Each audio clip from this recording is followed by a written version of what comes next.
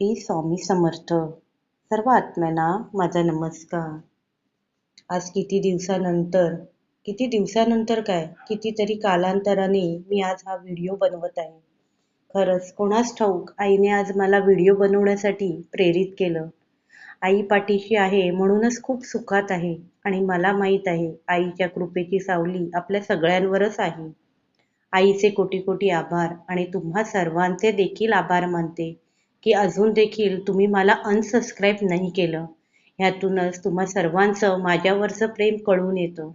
तुम्हा सर्वांचे पुन्हा एकदा मनापासून आभार मानते. श्री स्वामी समर्थ.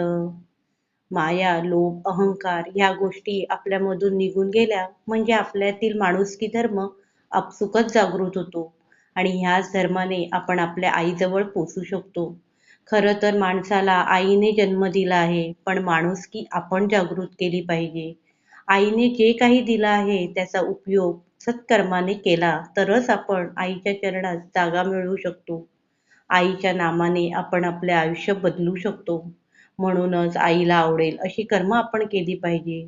भेदभाव टाळणे, सगळ्यांशी आपुलकीने, प्रेमाने वागणे ह्यातूनच आपण आईच्या जवळ जाऊ शकतो. कारण स्वामी आईच आपल्या आयुष्याची कर्ता करविता आहे. आईच्या नामाशिवाय आपले जगणे कठीण आहे. जर आईमध्ये लीन व्हायचे असेल तर स्वतःला आईला समर्पित करून घ्या.